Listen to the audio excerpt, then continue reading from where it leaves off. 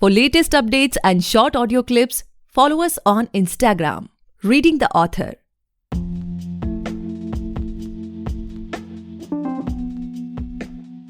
Hey guys, welcome back to the podcast Reading the Author, a unique show where we read authors' mind and not their book. Meanwhile, I truly believe and pray that you and your families are completely safe and healthy as well. Today we have Jatin Bajaj sir with us, the author of Joe, Johnny and the Replica World and Ravels of Roseland Morgan. Thank you so much sir for coming on our show. I'm truly honored to host you today. Hey Gaurav, it is actually a really nice thing to be on your show today. It is like my first interview, so I'm really grateful that I'm here with you today. Thank you so much for providing me with this opportunity. Pleasure, sir. So, I would like to acknowledge my audience that this is a very special episode as Jatin is just 14 years old and it will be really an interesting conversation. So, stay tuned. So, before we get into the podcast and know much more about your book, your vision, and everything, I would request you to please introduce yourself so that our listeners can know much more about you. And don't forget to share about your journey of being an author as well. Hey, yes, sure. So, my name is Jatin, and I've been writing for the last 2.5 years.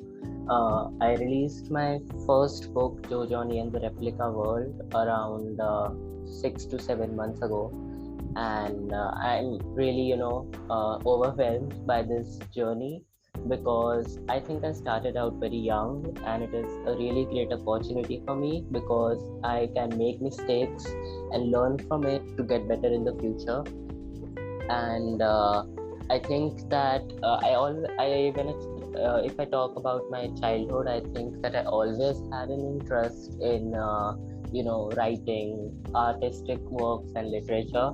I still remember, as far as I can remember, I used to do sketches. I used to sing, dance, drama, theater. I really loved all those things, but writing was like the one artistic work or genre which catched my eye, and I started doing that.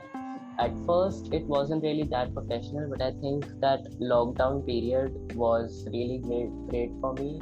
I did writing at my utmost potential in the lockdown, and that is what got me into the professional line. So I think lockdown helped me a lot. Definitely. It's good to know that, for some people, lockdown has bring some positivity in their life as well. Yeah, actually, lockdown's utilization has been great for people. So as we know that the book is released and after listening to this podcast, many people will try to explore it, will be willing to read that book. So from a new reader's perspective, what a reader can expect from that book? Like, can you share some insights with us? Yeah, sure, I would love to do that. Firstly, I would just go over through with the short synopsis of the book.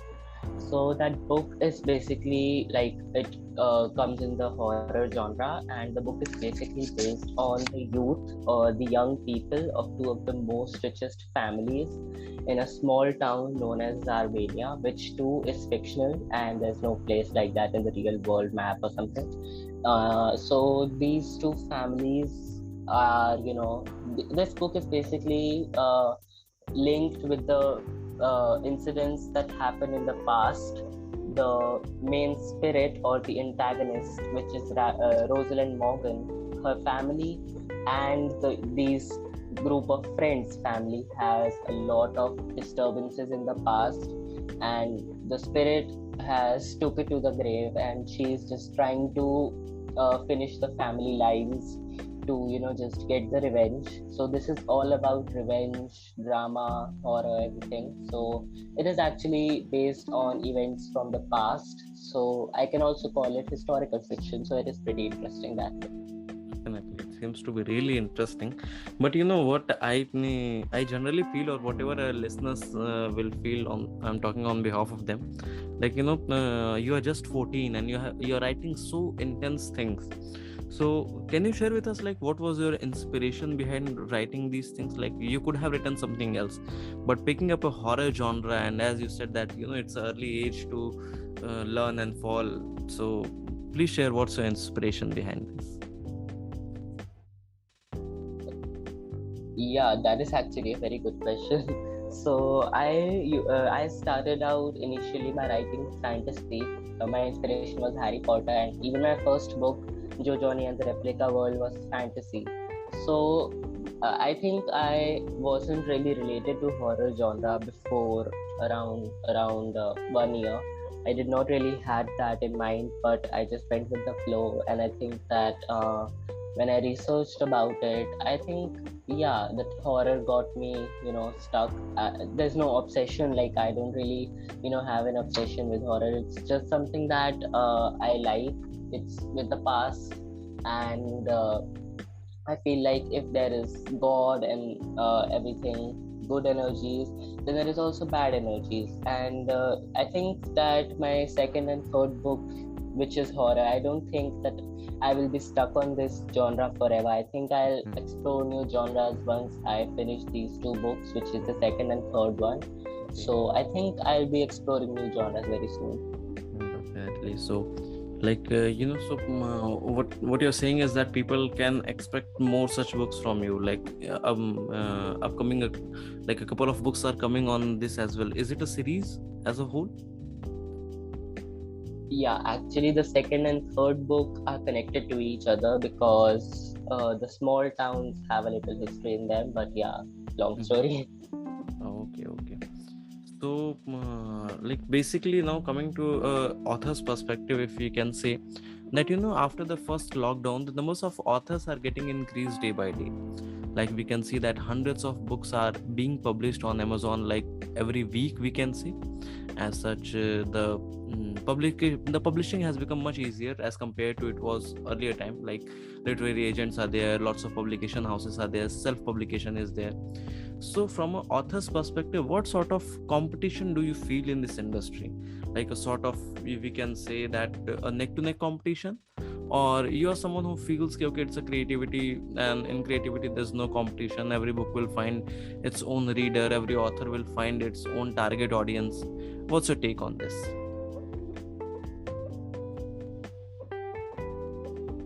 So I really think that it depends on how you want to do it.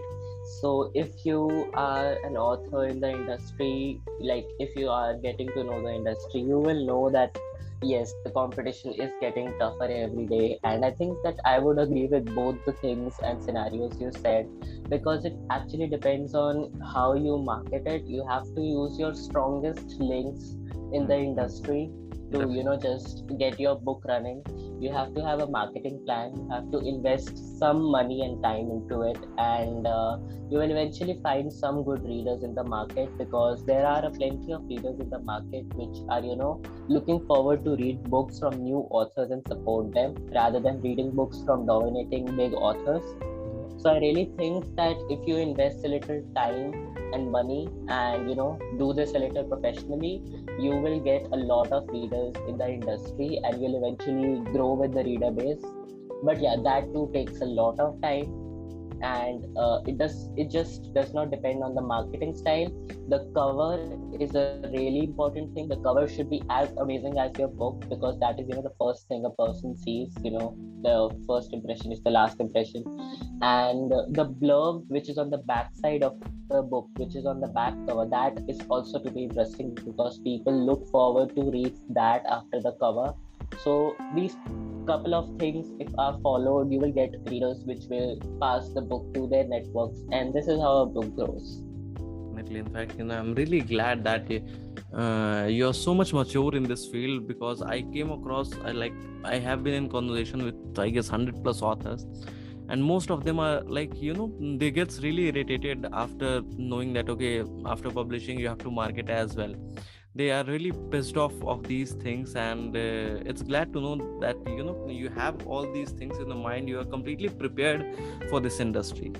All the very best. Yes, thank you so much for that. I actually think that the sense of comparison. I think that I do not have that, I think. Okay. So, as you said that, you are a 14-year-old. So, you have to just focus on your studies as well. So, as of now, do you have any writing schedule? Like, you devote some hours every day to your writing, or it's like random? Someday you get some thought, you just jot it down on your phone, on your diaries, and after that, sometime you just go around and just complete them. Like, how does it goes with you? Yeah, so this is something I used to do around 2 years ago when I was like, I had no idea about how to write or how to do something, how it processed. So I think that I would recommend you writing, or I would recommend all the authors out there writing their books on laptops and computers or any other e-platform if you are looking forward to publish it, because it becomes really hard to publish a book which is written on paper. So when I come to my writing schedule, I think it adds a lot of sense of discipline. Anything, any type of regime or schedule in any field adds a lot of discipline, and it obviously is really hard for me to, just balance between my academics and writing, because when I started writing with a full-fledged schedule, then there was no pressure of studying because it was the lockdown period. And once the things started getting better, it was really hard for me to cope up with the balance between them. And it still is hard for me. Like, it has been around an year since the life is getting normal with the school and everything, so it really was hard, and it still is really, I find it difficult to just, I don't realize that yes, I have exams, so I should study and I should prioritize my writing after when I am done with the studies. So it really is hard right now. And when I come to my writing schedule, I think that when I started out, I had a schedule. Now that I have a little sense of discipline, that yes, I have to write every day a little, like around 200 words if I write, that is also good for me. So it is just something that I do right now, because things are happening very fast in life right now at this present moment. So I don't think I can stick to a writing schedule. Definitely. So, as we have talked about your book, about your journey, about your vision, about your competitiveness and everything, now coming to your personal life, like, there must be a lot of moments which you tag as the happiest moment. But if you can share any one of them with us, then that would be really great. Yes, actually, there are a lot of happy moments in my life right now. I think that if I would come down to one and trace down, I think the moment I got my first book's hard copy in my hands, that was one of the best moments in my life as far as I can remember. Definitely. So, now let's go to the time when you heard that, okay, tomorrow your book is about to be released. So at that evening, what was going in your mind? Like, were you feeling stressed, relaxed, excited? Or, you have just marked up some milestones for your book. Okay, these many people know me. My book has to sold out this much. What was going on in your mind at that time? So I think, yeah, obviously there is stress and excitement because you're publicizing your work in front of the whole world. You always get second thoughts, because even if you know that you have written and given your best to the work you are doing and to the book you have written, there is still some second thoughts, and there is still some kind of anxiety inside you that says that this book will not go well. But once it is published and you get appreciation, it all goes away. But yeah, it obviously was a very stressful time, because it was my first book, and I still know that that book wasn't as great as compared to my second one. So I think that it was really stressful. What I feel in this, that okay, let's if you're doing something without just announcing to the society, and when it comes out and people accept it with open heart, then that's something, a really different feeling.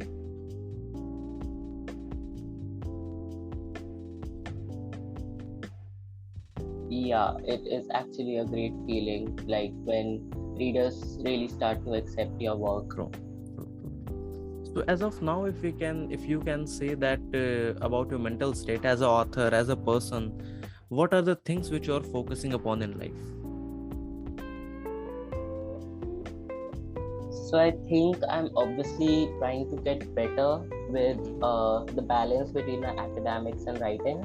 Then I'd also say that I think that if I talk about my mental status right now, I think that as a teenager, my brain is developing very fast, and a lot of things are happening right now with a lot of changes happening, and there is no recurrent schedule for me. So I think that uh, it is going great, but it is hard to keep track of that. Yes, it is really getting hard to process things, but it's really going great. And I think that I'm really focusing on improving my writing style right now, because the marketing is like something I think I have already researched about enough. I'm just focusing on my writing style right now. So it's very rare that if someone is in school and they start writing and they publish book and all. So how these things changed your surrounding? Like basically, we can say that some sort of behavior change in your surrounding. Like if you can share something that something happened.